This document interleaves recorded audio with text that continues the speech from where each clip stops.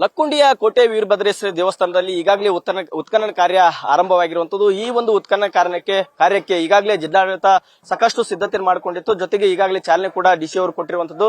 ಈ ಒಂದು ಚಾಲನೆ ಕಾರ್ಯಕ್ರಮದಲ್ಲಿ ಈಗಾಗಲೇ ಗದಗ ಎಸ್ಪಿ ಆಗಿರುವಂತಹ ರೋಹನ್ ಜಗದೀಶ್ ಅವರು ಕೂಡ ಭಾಗಿಯಾಗಿದ್ದಾರೆ. ಅವ್ರನ್ನೂ ಕೂಡ ಮಾತಾಡ್ತಾ ಹೋಗ್ತೀನಿ. ಯಾವ ರೀತಿಯಾಗಿ ಈ ಒಂದು ಉತ್ಖನನ ಕಾರ್ಯಕ್ಕೆ ಭದ್ರತೆಯನ್ನು ಒದಗಿಸಾರೆ ಅನ್ನೋದಕ್ಕೆ ಸಂಬಂಧಪಟ್ಟಂತೆ. ಸರ್, ಈಗಾಗಲೇ ಏನು ಪ್ರಜ್ವಲ್ ರೀತಿ ಅವರ ಮನೆಯಲ್ಲಿ ನಿಧಿ ಪತ್ತೆ ಆಗಿತ್ತು. ಅದಾದ ನಂತರ ಈ ಒಂದು ಉತ್ಖನನ ಕಾರ್ಯ ಸಾಕಷ್ಟು ಮಹತ್ವವನ್ನು ಪಡೆದುಕೊಂಡೈತೆ. ಹೀಗಾಗಿ ಈ ಒಂದು ಉತ್ಖನನ ಕಾರ್ಯಕ್ಕೆ ತಮ್ಮ ಪೊಲೀಸ್ ಇಲಾಖೆಯಿಂದ ಯಾವ ರೀತಿಯಾಗಿ ಭದ್ರತೆಯನ್ನು ಒದಗಿಸಿದ್ರಿ ಸರ್? ನಮ್ಗೆ ಡಿಪಾರ್ಟ್ಮೆಂಟ್ ಅವರು ಯಾವ ರೀತಿ ಭದ್ರತೆ ರಿಕ್ವೆಸ್ಟ್ ಕೊಡ್ತಾರೆ ಆ ಬೇಸಿಸ್ ಮೇಲೆ ನಾವು ಒದಗಿಸ್ತೀವಿ. ಅಂದ್ರೆ ಈಗಾಗಲೇ ಸಿಸಿಟಿವಿಗಳನ್ನ ಅಳವಡಿಸಿದ್ರಿ ಸರ್, ಸಿಬ್ಬಂದಿಗಳನ್ನ ನೇಮಕ ಮಾಡಿದ್ರಿ. ಅಂದ್ರೆ ಸಾಕಷ್ಟು ಏನೇನು ಅವಶೇಷಗಳು ಸಿಗಬಹುದು ಅಥವಾ ಸಿಕ್ಕರೆ ಮುಂದೆ ಯಾವ ರೀತಿಯಾಗಿ ಭದ್ರತೆ ಅಥವಾ ರಕ್ಷಣೆ ಕೊಡಬೇಕು ಅನ್ನೋ ನಿಟ್ಟಿನಲ್ಲಿ ಸಾಕಷ್ಟು ಜನರು ಕೂಡ ಪೊಲೀಸರು ಇಲ್ಲಿ ಭಾಗಿಯಾಗಿದ್ರಿ ಸರ್. ಅಂದ್ರೆ ಈ ಉತ್ಖನನ ಕಾರ್ಯಕ್ಕೆ ತಮ್ಮದು ಯಾವ ರೀತಿಯಾಗಿ ಸಹಾಯ ಇರುತ್ತೆ ಅಂತ ಹೇಳಿ? ನಮ್ದು ಪೂರ್ತಿ ಬೆಂಬಲ ಇರುತ್ತೆ. ಅಂದ್ರೆ ಈಗ ಸಾಕಷ್ಟು ಜನರು ಕೂಡ ಇಲ್ಲಿ ಬಂದಿರ್ತಾರೆ, ನೋಡ್ತಿರ್ತಾರೆ. ಯಾವುದೇ ರೀತಿಯಾದಂತಹ ವಸ್ತುಗಳು ಕೂಡ ಇಲ್ಲಿ ಮಿಸ್ ಆಗಬಾರ್ದು ಅನ್ನೋ ನಿಟ್ಟಿನಲ್ಲಿ ಸರ್.